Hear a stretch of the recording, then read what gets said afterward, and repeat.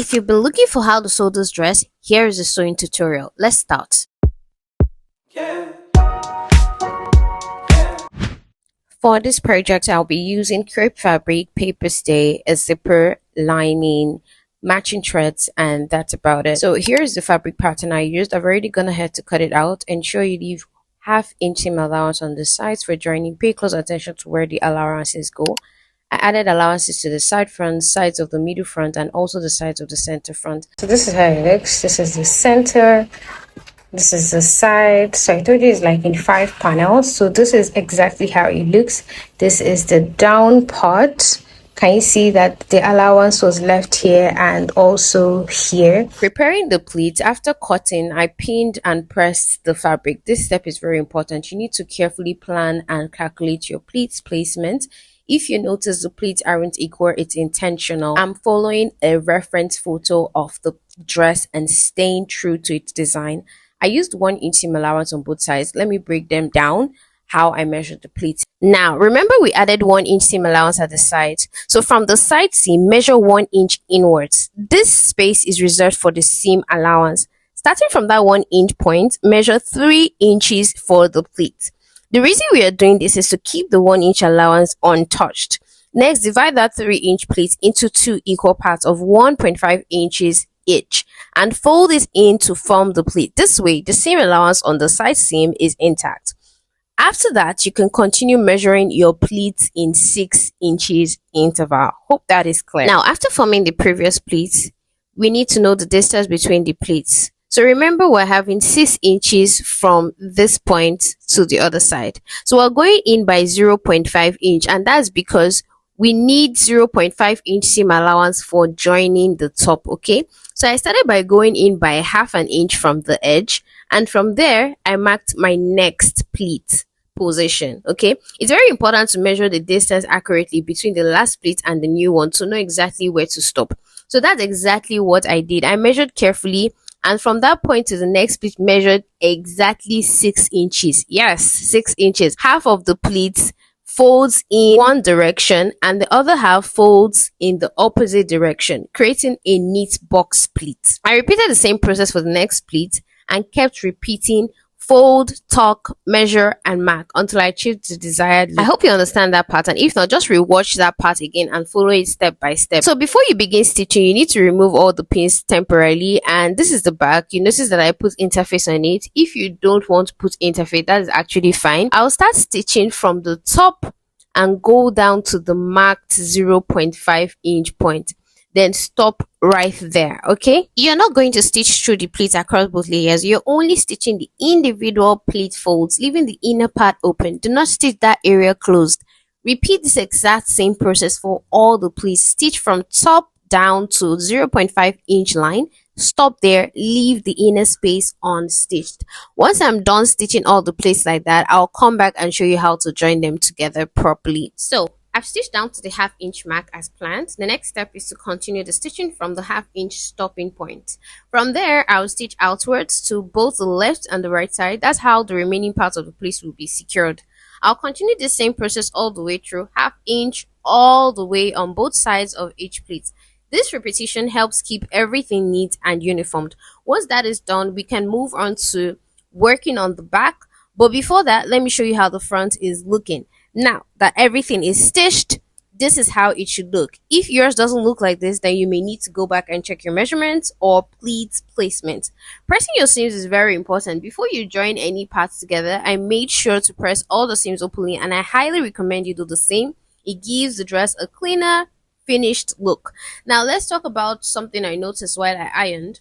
I used a paper stay on the fabric, and honestly I didn't love the result. After pressing, I noticed roughed patches. I think it's best to avoid using paper stay, especially when working with thick fabrics like crepe. Next time I might just use the fabric as it is. That way the finished look will look smoother, or maybe use an stay, which is cotton. Anyways, that's it for the front. Now let's move to the back. For the back, we'll be installing the zipper. You'll notice that the back piece also has its own side seam allowance, just like the front, and yes, I've already pleated and arranged it accordingly. Again, please make sure you press all your seams before attempting to stitch the back. If you skip pressing, it might be hard to understand how each pleat or join was derived, and you will struggle to align your pieces properly. To mark out where your zipper is going to stop, you're going to be placing your tip like so. Make sure you know where your waist stopped, and you just go down by 8 inches. So for me, I'm going down by 23 inches like so. Then go ahead to place your zipper on it like so. Place your zipper where you want it to start. Go ahead to pin this down, placing it on the 1 inch zipper allowance like so. Then go ahead to stitch it down. Stop right there.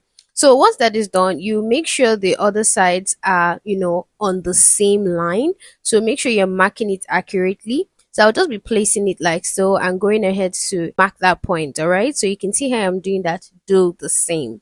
So now I'll go ahead to mark this point, and once that is done, you just use the other side of the zipper, place it like so and stitch it like so. Okay, so after that, you go ahead to stitch down the remaining seam allowance, that is 1 inch. Stitch it down to the hem, and that is it. So now this is how it looks on the dress. You can see how smooth it looks. Yeah, perfect. So the next step now is to show you how it looks at the back. So we're actually done with the back, and now we can go ahead to join the front and the back together. So now this is how we're going to be stitching it. Remember, we have 1 inch seam allowance for the sides, so we're going to be stitching it down to 1 inch seam allowance and stop at that half-inch point mark. Make sure you're stopping at half-inch point mark, then go to this side like so and stitch 1 inch, leaving the inner space opened. So once I'm done with that, you can see this is how it looks. So we're going to be stitching the sides outward on the left and outward on the right, and go ahead to do the other side the same way. If you've watched it this far, why not show some love? Hit that subscribe button, like the video, share it with someone who will enjoy it, and don't forget to turn on the notification bell so you never miss a new upload from me. Moving on, I had to adjust the back neckline because it wasn't matching the original design I had in mind. I noticed it needed to go a bit lower to achieve the look in the reference picture. So I measured and marked approximately 4 inches down from the original neckline and went ahead to cut it out. If you're planning to do something similar, it's best to make this adjustment on your drafted pattern before cutting your fabric. That way, you avoid extra work. Since I already cut the fabric, I had to adjust it directly. After cutting, I kept the pieces aside to use as a guide for cutting the same shape on the lining. This ensures everything stays even. Now, to get the exact design on the dress, I top stitch the seams on the dress. Ensure it is done at the front and the back of the dress. Now let's talk about the zipper. The vest zipper I used was faulty, so I had to replace it. I used an alternative zipper I already had at home because I wanted to finish the project quickly. But ideally, try to use a zipper that matches your fabric color for a professional look. Next, I cut out the top part of the dress from the main pattern again to create the lining. I simply traced it from the already drafted pattern. I also added interfacing to the lining for structure. But I noticed that the paper still left some rough patches after ironing. So if your fabric is thick, you might want to skip this interface, okay? After preparing the top and lining, I moved on to the lower part of the dress. I used about 1.5 yards. That is one option. The second option you can do is to double your waist measurements to calculate how wide you want to make the gathered skirt. It's just a straight cut, gather the bottom and attach it to the top. Once I joined the top and skirt pieces together, I went back to my neckline adjustment. I used the same piece I cut from the fabric earlier to trim the lining at the neckline. Ensure both layers are equal.